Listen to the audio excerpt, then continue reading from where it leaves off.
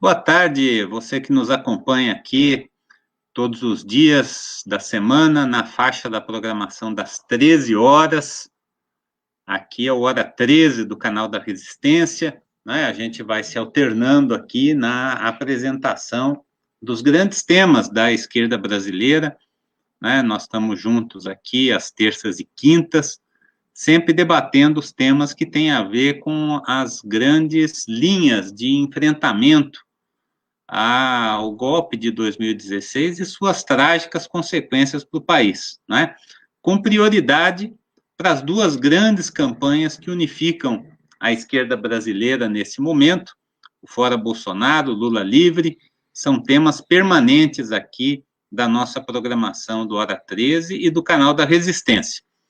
Hoje nós vamos discutir um pouco a criminalização da luta do movimento social nesse momento de enfrentamento ao governo Bolsonaro, às suas políticas, momento de crise aguda do país. Ainda ontem à noite, o jornal The Guardian lançou um editorial duro em relação ao governo Bolsonaro, colocando o Bolsonaro como uma expectativa triste quando ganhou as eleições, um governo de extrema-direita ganhando as eleições num país como o Brasil. Mas diz o The Guardian que superou em muito, né, as expectativas negativas. E Bolsonaro se transformou num risco, não só para o nosso país, também para o planeta. Né? Um editorial duro que mostra, mais uma vez, o isolamento do presidente Bolsonaro no fronte externo, e aqui no Brasil ele perdendo densidade também. Já temos aí algo como 60% que caracterizam seu governo como ruim e péssimo. As sondagens das eleições presidenciais colocam Bolsonaro como um candidato potencialmente derrotado nas próximas eleições. Então, Bolsonaro não tem a vida tranquila, nem no Brasil, nem no exterior, né? E não tem característica mais citada do governo Bolsonaro nesse momento de crise sanitária, de crise sistêmica que nós vivemos no país, do que Bolsonaro é genocida. Você viu aí a faixa com a charge do Aroeira, uma faixa que foi judicializada, criminalizada, foi debatida ao longo de meses, né?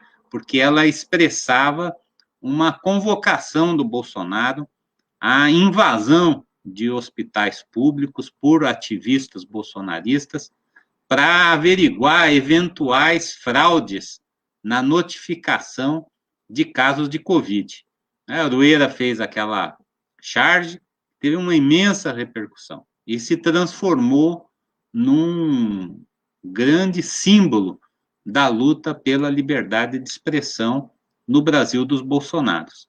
Pois essa faixa do Aroeira, essa faixa com a charge do Aroeira, se transformou agora numa nova batalha. Uma batalha que coloca novamente o tema da liberdade de expressão, mas também coloca fundamentalmente o tema da liberdade de manifestação. Porque a apresentação dessa faixa na Praça dos Três Poderes, em Brasília, por um grupo de ativistas do Distrito Federal, que realizava e vem realizando sempre ações simbólicas, até porque a luta de massas está muito restrita na atual pandemia, nós não podemos fazer manifestações de massa, né, com aglomerações, dando ao Bolsonaro razão, né, na sua argumentação, né, contra todas as medidas de distanciamento e de isolamento social prescritas pela OMS. Então, atos simbólicos como esses realizados no dia 18 de março estão se multiplicando pelo país todo, né? E esses ativistas foram para a Praça dos Três Poderes, apresentaram essa faixa diante dos poderes da República, né? Porque ali está o Supremo Tribunal Federal, ali está o Congresso Nacional e ali está o Palácio do Planalto. E foram recolhidos pela Polícia Militar do Distrito Federal sob o argumento de que a expressão Bolsonaro genocida atentaria contra a Lei de Segurança Nacional. Estava já em curso uma reação do Bolsonaro a esse apelido que ele ganhou. Da mesma forma que o pessoal brincou na TV portuguesa, quando aquela menina falou o nome do presidente do Brasil, fora Bolsonaro. Bolsonaro genocida já é um apelido, ou mais, é o sobrenome do Bolsonaro, é o qualificativo do Bolsonaro.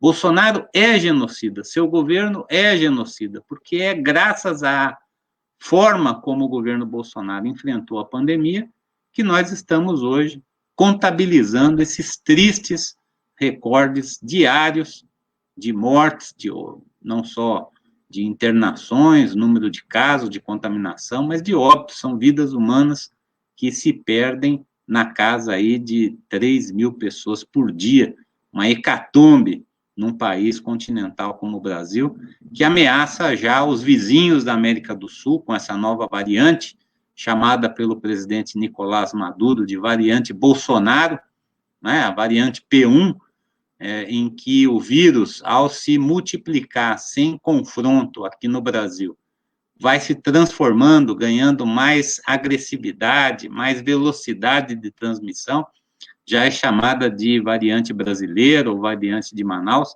mas o Maduro tem muita razão, quando no fim de semana ele cravou na testa do Bolsonaro mais essa, é a variante Bolsonaro, só é possível porque Bolsonaro abandonou o povo brasileiro à própria sorte. De todos esses ativistas do Bolsonaro genocida recolhidos pela Polícia Militar do DF, apenas um continua preso até hoje e se transformou numa campanha como tantas outras que nós já vimos de presos políticos no Brasil e no exterior.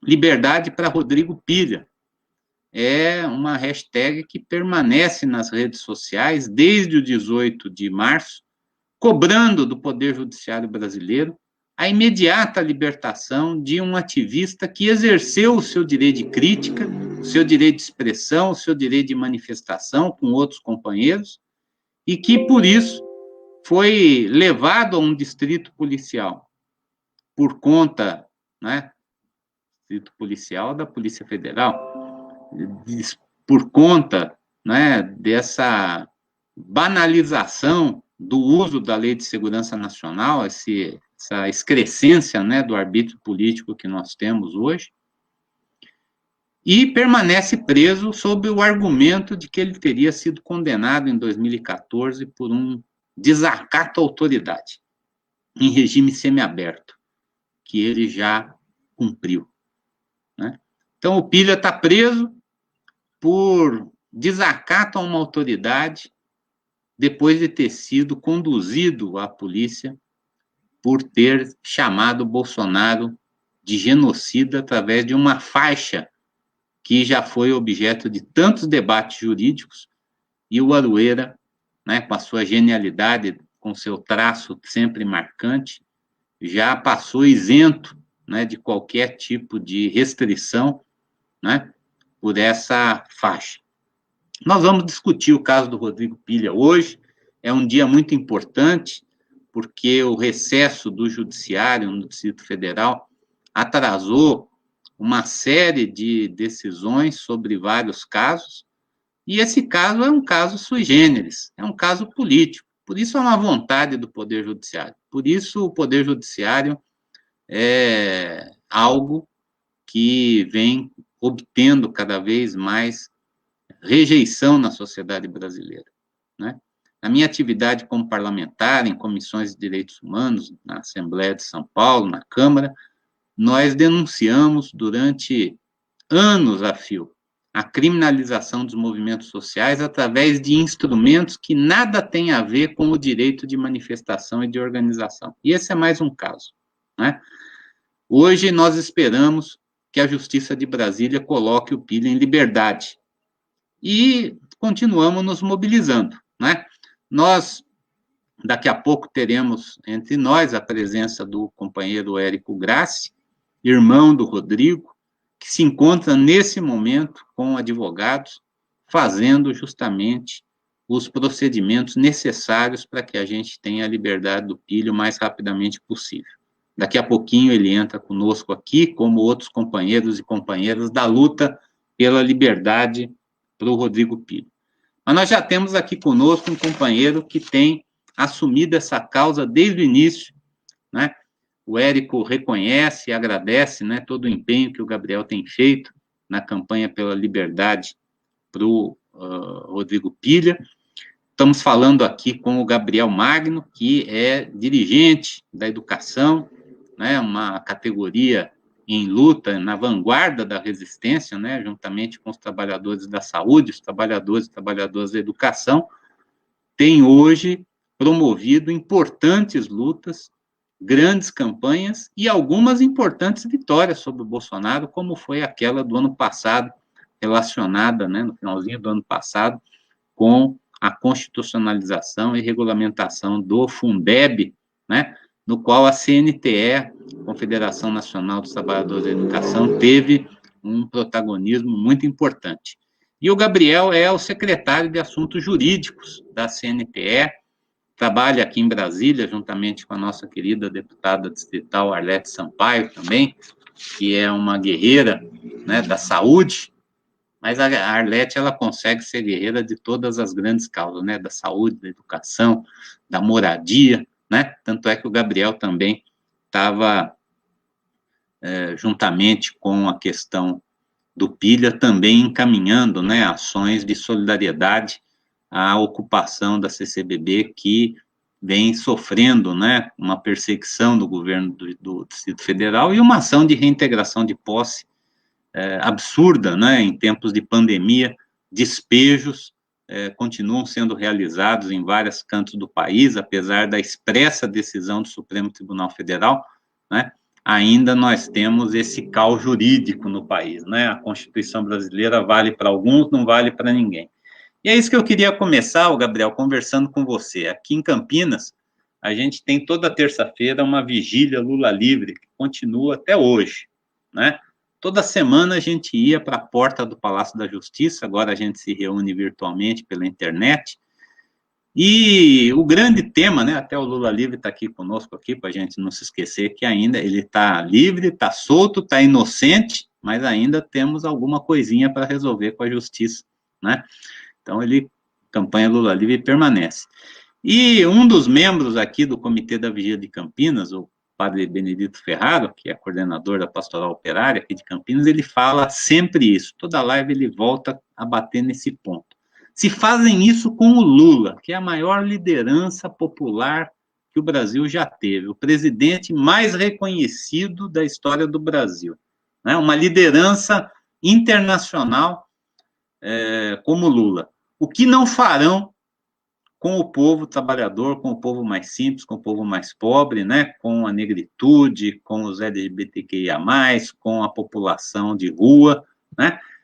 E é essa situação jurídica que a gente vive no Brasil, Gabriel. Eu queria que você situasse um pouco para nós, qual é a tua análise, né, desse momento que a gente vive, da criminalização da luta social e do porquê, né, o caso do Rodrigo Pilha se transformou num paradigma tão importante hoje da luta contra a repressão política no Brasil dos Bolsonaros.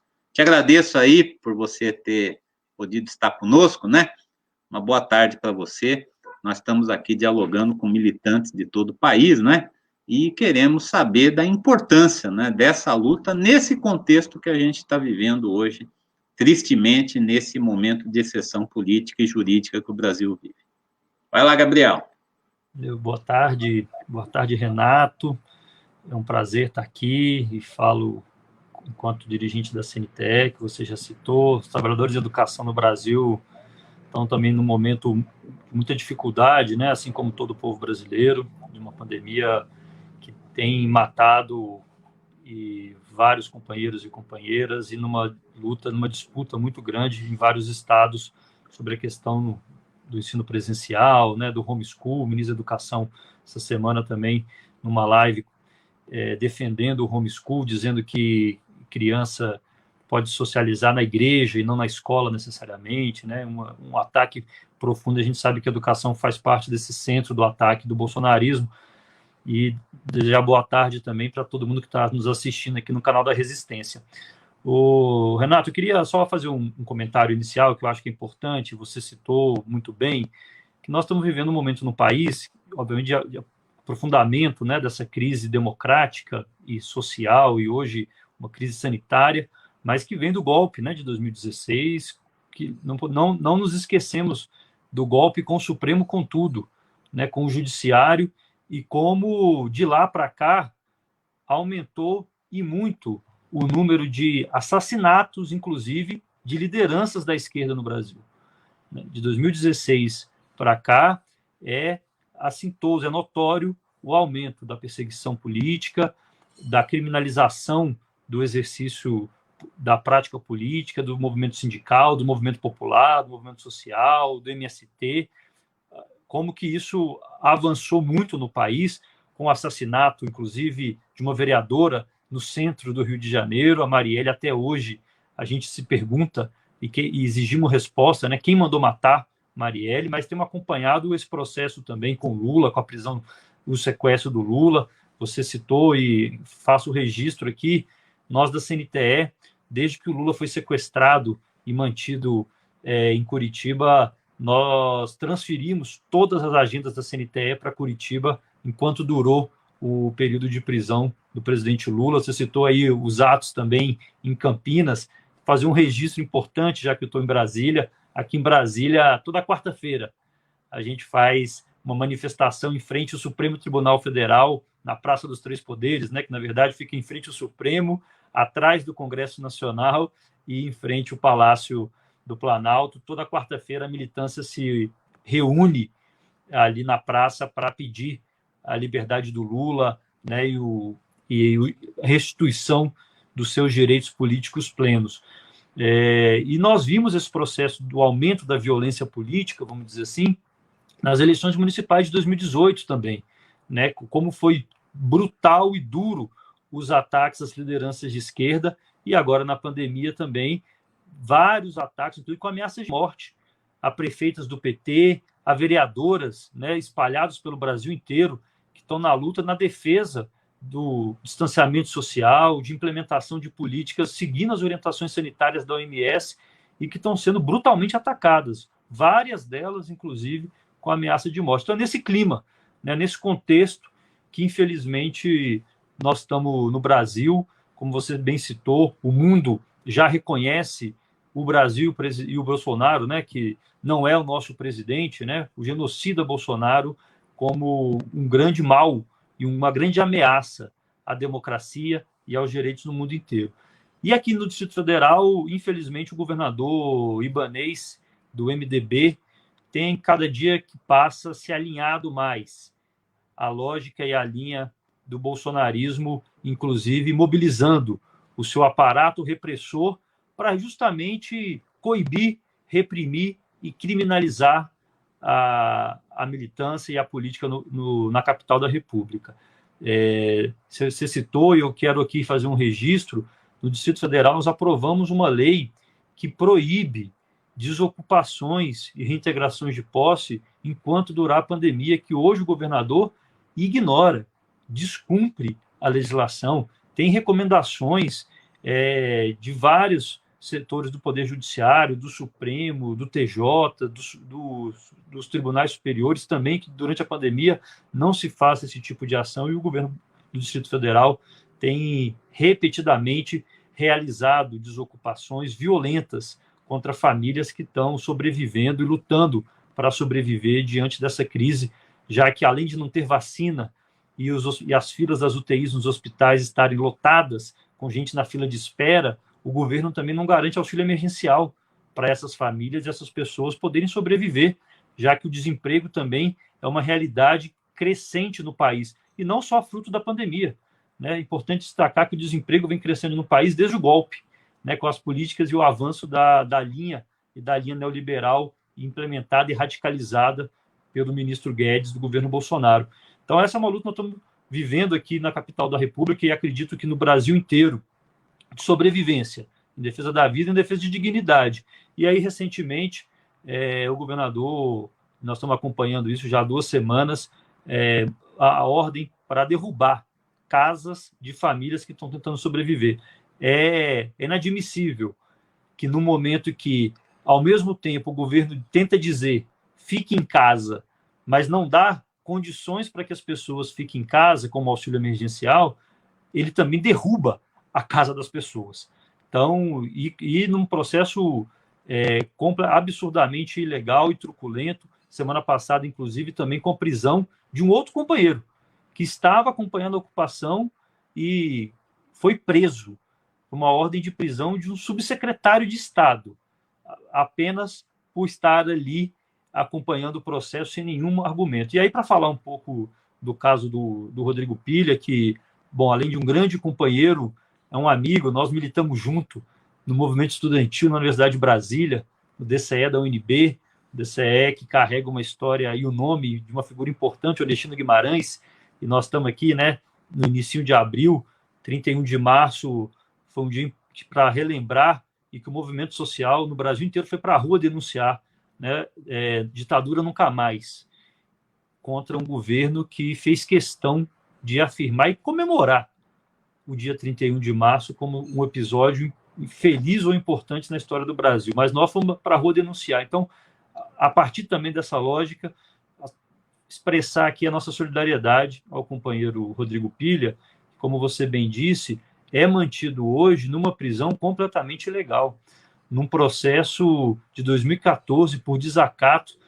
E o Érico ontem, numa live no canal Botando Pilha, acho que ele vai entrar aqui, ele pode até dar mais detalhes para nós, mas disse, e outros companheiros que estavam participando da live, existem súmulas do Supremo, várias deliberações e entendimentos que prisões, né, sentenças como do caso do Pilha, de 7 meses por desacato, não mantém ninguém em privação de liberdade, né? Já existem jurisprudência no país que, nesses casos, mesmo com execução penal, processo já transitado, não se cumpre a pena com reclusão de liberdade, mas com penas alternativas, com pagamento de cestas básicas, trabalhos voluntários e regime domiciliar. Então, é um absurdo o que acontece. O processo está parado na mão do juiz há mais de uma semana.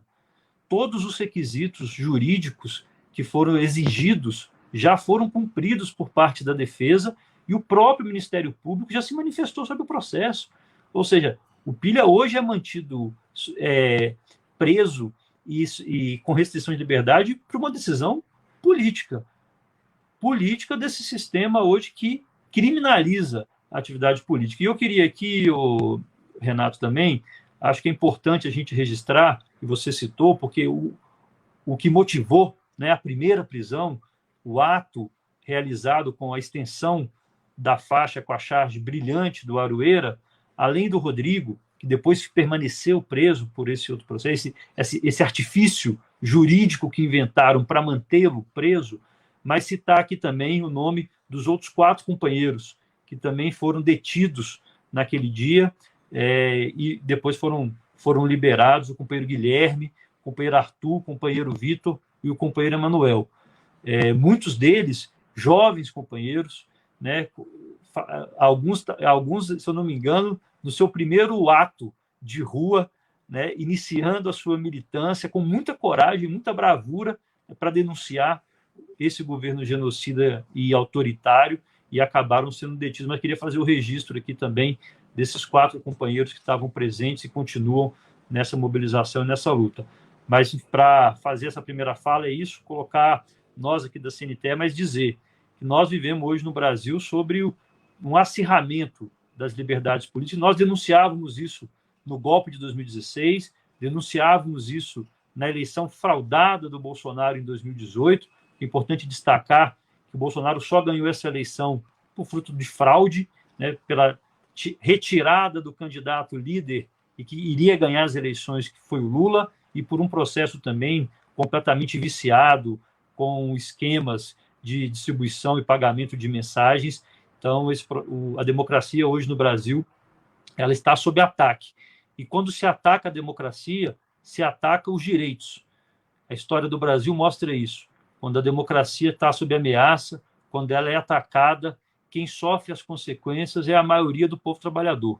que perde seus direitos, perde sua renda, perde seu emprego e perde a capacidade de ter do Estado a oferta dos serviços públicos para a manutenção de uma vida digna.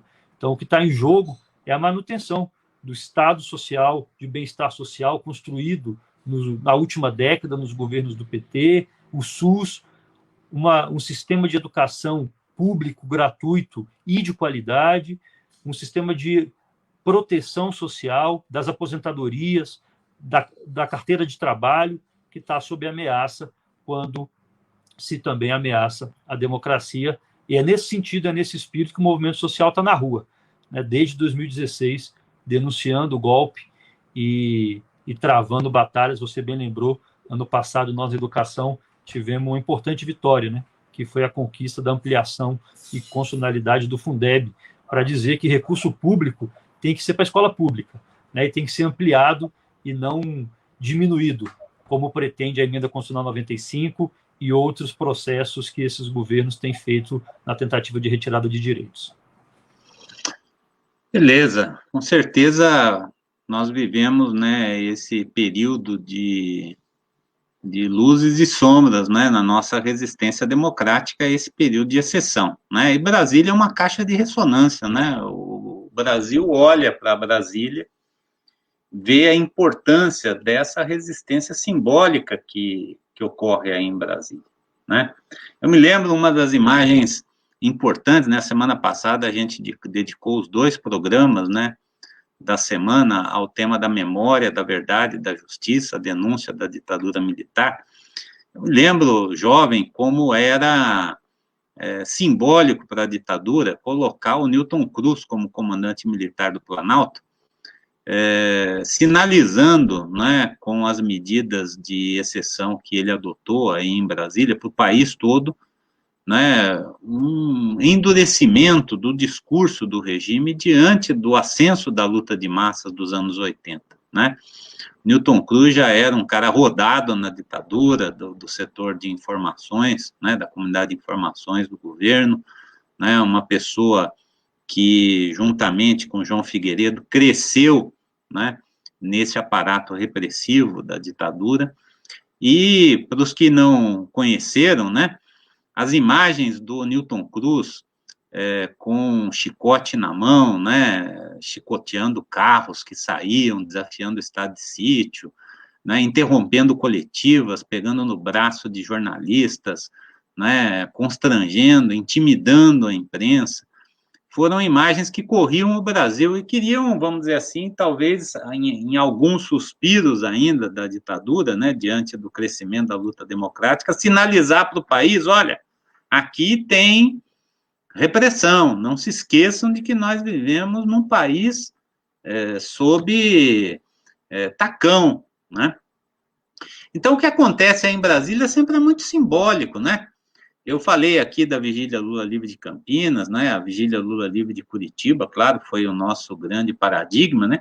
Mas aí em Brasília, toda quarta-feira, desde o golpe de 2016, manifestantes vão à porta do Supremo Tribunal Federal, cobrando a Constituição brasileira, cobrando o Estado Democrático de Direito, e em todas as fases da nossa luta. Primeiro foram para defender a Dilma, contra o impeachment fraudulento, continuaram denunciando o governo golpista do Temer, se transformaram em porta-vozes da luta pela liberdade do Lula e continuam toda quarta-feira aí na frente do Supremo, fazendo o seu, vamos dizer assim, a sua vigília cívica, né? Eles nos representam aí, como o Pilha e esses 4 companheiros, né, que foram aqui mencionados, o Guilherme, inclusive, quase participou conosco aqui hoje, mas ele está justamente pela perseguição que sofreu e pela correria, né, da luta, impossibilidade de participar conosco hoje, né? Eu mando um abraço aí para o Guilherme, nos atendeu prontamente, mas infelizmente não pôde estar conosco aqui. Da mesma forma que o Fabiano, que petista, como eu falei, está numa ocupação com a internet fraca, se der, ele entra, né? Mas nós estamos aqui, né? Chegou aqui também o nosso companheiro Érico Grassi, né? Que é irmão do Pilha e que vem sendo, com o Gabriel e com tantos outros ativistas, né? depositários de uma luta que é simbólica. A gente estava falando aqui, Érico, antes de você entrar, né, do simbolismo que Brasília tem para a sociedade brasileira. Né? E lembrava ainda que na semana passada, quando a gente denunciava aqui, os 2 programas foram dedicados à memória, à verdade, à justiça, à denúncia da ditadura militar de 64, como a gente tinha repercutindo no país, tanto a iniciativa do regime, general Newton Cruz, comandante militar do Planalto, prendendo, arrebentando, açoitando carros aí em Brasília e tal, mas a resistência do povo em Brasília. Então, tudo o que acontece aí repercute. Por isso que a luta pela liberdade do Rodrigo Pilha é uma luta que ganhou apoio nacional. Nós estamos aqui com gente do Brasil inteiro participando aqui, mandando o seu recado pelo chat, né, aqui do YouTube, mas também no Facebook, no Twitter. A gente entra em rede com muitas páginas de mandatos populares aqui do nosso país, no Hora 13, né? Mas a campanha pela liberdade do Pilha, ela se transformou num desses símbolos, como era a luta em defesa da charge do Aroeira no ano passado, né? Toda a resistência em defesa da liberdade de expressão e agora em relação ao direito e à liberdade de manifestação. Então, Érico, a gente estava conversando com o Gabriel sobre isso quando você entrou, né? Você já tinha nos explicado que tinha um compromisso às 13 horas, né? Com a avaliação da situação jurídica e as iniciativas, vamos dizer assim, para mais pronta liberdade para o Pilha. A gente queria te agradecer muito o seu esforço de ter participado aqui, né, conosco hoje, e te dar a palavra, né, para que você pudesse falar um pouco da luta do seu irmão, da sua família nesse momento, né, e da solidariedade que vocês vêm recebendo do Brasil inteiro, né, situando um pouco do porquê que é importante, nesse momento de exceção que a gente vive, a gente firmar a trincheira com o Rodrigo Pilha pela sua liberdade, né? E transformando essa questão, de fato, naquilo que ela é, uma questão simbólica da luta pelo direito de expressão, pelo direito de manifestação e de organização do povo brasileiro contra o genocida. Obrigadão, você com a palavra, Hélio. Bom, boa tarde aí a todas e a todos que estão acompanhando o canal. Boa tarde, Renato. Boa tarde, companheiro Gabriel. Primeiro, agradecer o convite, mas ao mesmo tempo aqui me desculpando, porque foi tudo muito em cima, e como eu te falei, eu tô em stand-by o tempo inteiro, e tô inclusive do celular, porque eu fiquei de vir almoçar na minha mãe, e a gente fez esse pacto aqui de ver a minha mãe todos os dias, entendeu? Então, eu vim aqui almoçar com ela, então peço desculpa aí que eu não estou com os melhores equipamentos aqui para a gente poder estar se falando. E também já deixo um pedido de licença pré-aprovado por vocês, porque qualquer momento eu posso ter que sair, porque eu estou aguardando aqui o telefonema do Alencar, eu falei com ele há pouco. A informação que a gente tem, já entrando na situação do Rodrigo, é que é a de ontem, mas reforçada pelo deputado Alencar, de que o despacho para que o Rodrigo vá para casa está pronto. Está pronto, basta só a assinatura do juiz.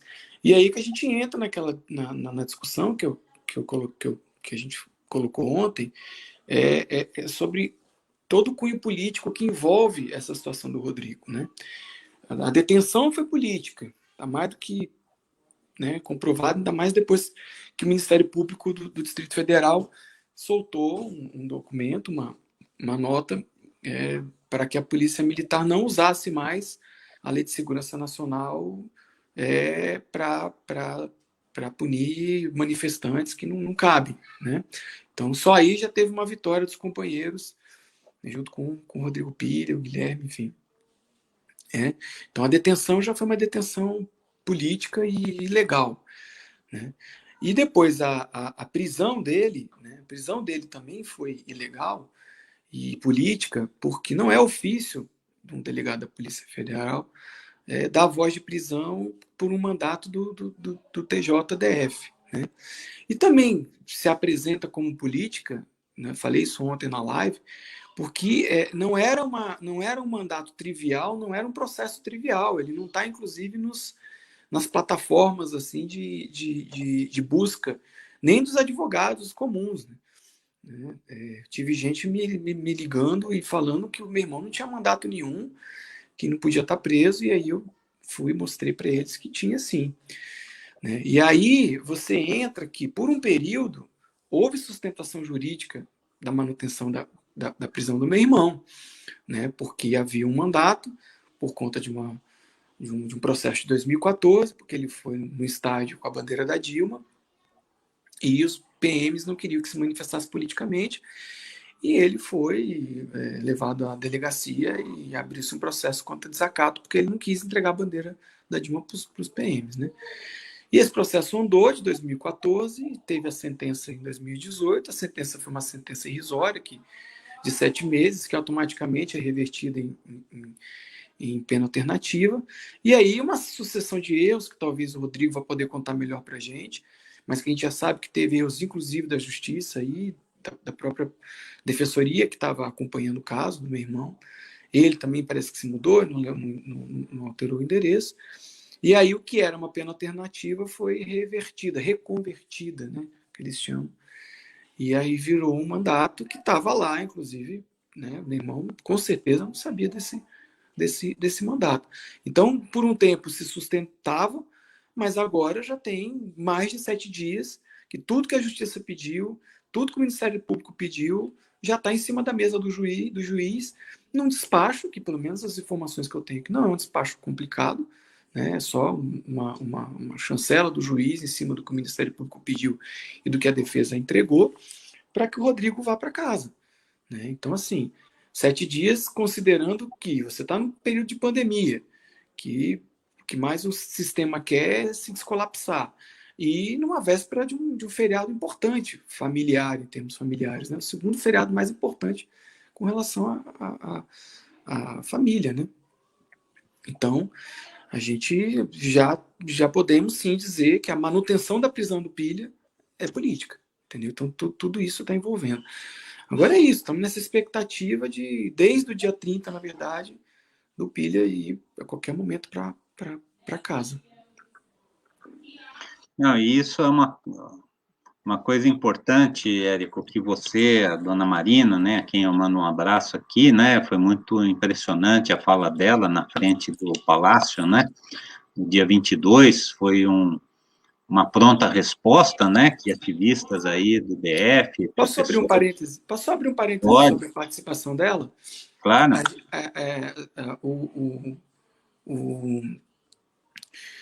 Ai, meu Deus do céu, o núcleo de defesa da democracia, Margarida Alves puxou esse ato, e eu ajudei ali na organização, na mobilização, mas eu falei que eu não ia. E aí eu fui conversar com a minha mãe, mãe, vai ter um ato amanhã de manhã em defesa da liberdade do Rodrigo, mas, né, obviamente a gente não vai. Ela, obviamente, por quê? Eu falei, mãe, porque a gente está isolado, você não pode chegar perto desse vírus. Ela, eu não quero saber, é meu filho, eu vou. E aí se enchemos de máscara e álcool gel, e lá fomos. Só um parêntese, pode continuar aí, para as pessoas saberem. Não, é importante, porque o protagonismo das mulheres nesse momento é fundamental, né? Não há como a gente, né, nós estamos, como o Gabriel falou, ainda vivendo, né, os dias da comemoração macabra da ditadura militar de 64, e na live que nós fizemos com o Mário na quinta-feira passada, foi meu último Hora 13 aqui, ele falava, né, nós tivemos as mães, as esposas, companheiras, filhas de desaparecidos e mortos e presos políticos no Brasil como uma grande força moral, ética, da resistência ao regime militar, da luta pela anistia, né? Porque esse sentimento que a mãe expressou lá, inclusive falando, né, pelo que eu me lembro da fala dela, até mencionou que viveu a ditadura no Rio Grande do Sul e que não esperava viver novamente uma situação como essa, né? Não há como a gente deixar de reconhecer, louvar e agradecer a luta de familiares, de militantes políticas que são perseguidos pelo regime. Não há como fazer luta, né, sem a solidariedade das famílias, né? Então, muito importante, infelizmente para o Rodrigo, tem uma família solidária, né? Quantos ativistas militantes da luta política têm famílias que largam mão, né? Que deixa que o cara, vamos dizer assim, ele que foi, ele que se vire, né? E a gente vê o teu empenho, né? Vê o empenho. Mas é ela que tem culpa nisso. Ela é a responsável, é. Foi o DNA, o DNA da Dona Marina que impulsionou aí, né? Ela sempre foi muito Importante. subversiva, muito. Ela... Mas eu queria que você, bom, se ela quiser dar uma palavrinha também, já que você está aí com ela, você coloque à disposição dela, né? Mas a gente queria, Érico, que você pudesse falar um pouco também do Rodrigo como ativista, né? Muita gente está nessa, né? O Gabriel falou um pouco da experiência com ele, né? Da amizade que vem desde o movimento estudantil, né? Muita gente está nessa, né? Eu me lembro quando eu fui deputado federal, eu conheci o Rodrigo Pilha aí em Brasília, né? E nos tempos que eu fiquei em Brasília, a gente via e depois nas redes sociais, né? Você mesmo que diz que não é bom no Twitter, né? Tem um irmão que é um papa aí, né? Na comunicação digital e tal. Você podia talvez contar um pouco, né? Do Rodrigo, né? Como é que você vê a atividade política do seu irmão? Até para as pessoas que estão acompanhando aqui o canal da Resistência e não conhecem, né, o Rodrigo, possam saber um pouco da pessoa que está por trás, né? Porque uma das coisas que o nosso programa sempre diz, o Érico, por isso a minha pergunta, é que nós estamos num momento muito árido da vida política brasileira, muito árido. As pessoas estão se lascando fortemente do ponto de vista econômico, do ponto de vista da saúde, do ponto de vista social, né? E se a gente não tem esperança e se o ativismo não aponta para nós uma perspectiva de mudança, ninguém se mobiliza. As pessoas reclamam, mas não se mobilizam, né? E o Pilha, ele põe pilha nas coisas, né? Se tem uma coisa que ele faz, é uma pessoa que agita, né? Sempre agitou nas redes, sempre agitou pessoalmente. Podia falar um pouco dele, né, para as pessoas que não conhecem o Pilha, e do porquê é importante, na sua visão, que gente como ele sejam defendidas, né? Sejam defendidas em nome de um bem maior, que é o bem de toda a sociedade. Sim.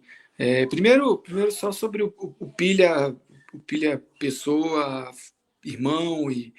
O Pilha é aquilo dentro de casa, tá, gente? Então, assim, aquilo não é um personagem, aquilo não é. Então, ele é aquilo 24 horas por dia, né? E sempre teve apoio da família. Aliás, a gente aqui em casa sempre teve apoio nos casos de subversão, né? Eu fui convidado a mudar de escola porque eu criei uma situação lá entre os professores, numa escola que eu estudava, e que eu dividia o conselho de classe ao ponto dos professores entrarem no consenso que era melhor eu mudar de escola. Né? Uma situação, enfim, mas não tem que falar de mim. Então a gente sempre teve. Então isso é uma coisa meio que na família. A família se agarra, a família se abraça e é uma família subversiva de fato. Né? Então ele tem todo esse apoio.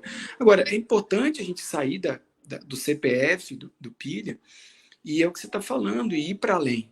Porque ele é uma referência. Ele é uma referência. E a gente tem que passar para a nossa classe, né, trabalhadora, para as pessoas que querem se encorajar a enfrentar esse sistema, a enfrentar, de que eles não estão sozinhos. Né? Então, por isso é importante essa nossa rede de solidariedade, não pelo CPF do Rodrigo Graça Cademartori, mas por essa figura emblemática que ele é e que ele tem que contaminar outras pessoas. Então, até eu falei lá no dia, lá no ato, que, né, como o nosso presidente falou, que não adianta cortar 1, 2, 3, 4 rosas. Oi, filhote, papai tá conversando aqui. Então, não adianta cortar... o meu maior. Não sei, perigo entrarem aqui, mas vamos continuando. Que não adianta cortar 1, 2, 3 flores, porque a primavera vai florescer. E aí, com pilha, eu falo, não adianta tirar 1, 2, 3 pilhas, que a corrente não vai ser cortada, não vai ser quebrada. E tem que chegar para a periferia, tem que chegar para a nossa mobilização toda, de que a gente vai se dar as mãos, de que a gente vai montar essa trincheira e vamos fortalecer. E o Rodrigo agora, inclusive, vai ter uma responsabilidade de daqui de fora fazer essa defesa dos outros que estão aí dentro, porque a solidariedade que ele está recebendo, o apoio que ele está recebendo, que a família está recebendo, importante que a gente está se sentindo abraçado, acolhido, no colo dessas pessoas todas que mandam mensagem para a gente. Tem sido muito importante. Então, assim, até já fala que quando uma pilha sair, eu falo, meu irmão, você tem uma responsabilidade agora na militância muito grande, muito grande. Porque é isso, né? Não é só um CPF, tem toda uma coisa muito maior, né? Uma coisa muito maior, que eles usam exatamente dessa prisão arbitrária, dessa manutenção arbitrária, para intimidar, para calar. O pilha não. O pilha é incalável. O pilha que eu falei, daqui um pouco, dá mais 10 dias lá, eles vão tirar o pilha de lá, porque senão o pilha vai... Subiu na janela. Esse aqui é o meu mais velho. Ó. Desce daí, filhote. Será que vai cair? Desce. Desce, filhote. Vai cair, filho. Então, assim, o pilha é incalável. Eles não vão conseguir, né, silenciar ele. Mas não é ele que eles silenciar, né, aquele que ainda não conhece o sistema, que não sabe como é que a coisa, né, funciona. Ou eu caí, ou o companheiro caiu. Vocês estão me ouvindo? Não, ninguém caiu aqui ainda não. Estamos te ouvindo bem. Ah, não, é que eu... Tá, não é que uma das telas sumiu aqui para mim. Mas é isso, Renato. É por isso a importância da gente, né, seguir unido até ter o pilha em casa. Ô, Gabriel, como é que está organizado aí no DF? Tem um comitê organizado? Vocês estão com alguma iniciativa que você queira aproveitar para divulgar aqui? Né? Como é que o caso do pilha também está rebatendo aí nessas outras iniciativas da segurança pública no DF, né? Estamos caminhando aqui para o encerramento, né? Já te dou a palavra aqui para as suas considerações finais. Chama a vovó. Bom, primeiro, vou dar um alô pro tio aqui. Vai lá, chama bom te ver aí, Érico. Chama a vovó. E ver também a turma. Vou aproveitar, Renato, e reforçar o convite, né? Amanhã, quarta-feira, tem atividade do Comitê Lula Livre, 18 horas, na Praça dos Três Poderes. Elas que acontecem desde o início do golpe de Estado, então, com muita disciplina, né, e organização militante. Então, convocar todos os companheiros que são aqui de Brasília. As atividades têm acontecido com muito rigor também sanitário, com cuidado, né, mas para quem puder se somar amanhã, 18 horas, na Praça dos Três Poderes. E das iniciativas, nós temos várias aqui, viu, Renato e companheirada, nesse sentido de mobilização. Acho que os partidos de esquerda aqui em Brasília criaram uma rede de proteção nesses casos para acompanhar o Brasil Popular e via Frente Povo Sem Medo, também tem se reunido nesse sentido de estabelecer uma rede de solidariedade, mas também de proteção àqueles militantes que, porventura, né, são descriminalizados ou perseguidos, ou para próprias ações, como agora essa que está acontecendo no CCBB. Você citou, o Fabiano está lá, ele estava lá também, nós temos acompanhado de perto, e na Câmara Legislativa, com a nossa bancada aqui na Câmara Legislativa, né, nosso parlamento local, a bancada PSOL e PT. São dois deputados do PT, um deputado do PSOL, que também tem se colocado e aberto os gabinetes à disposição, além do gabinete que eu quero registrar aqui, a deputada federal nossa aqui do DF, a deputada Érica Cocai, que também presta um importante serviço na defesa dos direitos humanos, na defesa das lutas sociais aqui no Distrito Federal. A luta, como a gente já disse aqui, ela tem sido muito dura, né, muito árdua, mas que abril floresça, né, com essas lutas, como o Érico colocou, responsabilidade política do que significa o pilha nesse momento, acho que é fundamental. E a luta em defesa da liberdade do pilha é a luta em defesa da democracia, é a luta em defesa dos direitos, por isso que ela é tão importante, por isso que ela tem recebido uma série de apoios, inclusive de figuras famosas, de figuras fora do Distrito Federal, de figuras que não conhecem o pilha, mas que entendem nesse momento da disputa e do jogo político que nós estamos vivendo e travando no Brasil, da fundamental centralidade que essa agenda e essa bandeira e essa luta tem que ganhar para que a gente possa, de fato, derrotar Bolsonaro e retomar o processo do avanço democrático no país e do avanço dos direitos. Quero me somar aqui, Renato e Érico, fazer um último pedido aqui para encerrar. Nós aprovamos aqui no Distrito Federal, como a luta na bancada federal também no Congresso, mas aqui no DF aprovamos uma lei que garante o auxílio emergencial para as pessoas, no valor de R$ 408. E nós estamos na campanha para que o governador sancione essa lei imediatamente, para pagar o auxílio para as pessoas, para as famílias do DF, para que a gente possa passar por essa pandemia o mais rápido possível, mas garantindo direito, garantindo vida digna para o conjunto do povo do Distrito Federal e também do Brasil, porque sabemos da disputa que está sendo feita lá no Congresso Nacional. No mais, deixar aqui, em nome da CNTE, da Confederação Nacional dos Trabalhadores de Educação, os mais de 4,5 milhões de trabalhadores de educação no Brasil inteiro, a nossa solidariedade à família do Rodrigo Pilha, que está aqui junto com a gente hoje, mas a essa luta em defesa da liberdade e da democracia.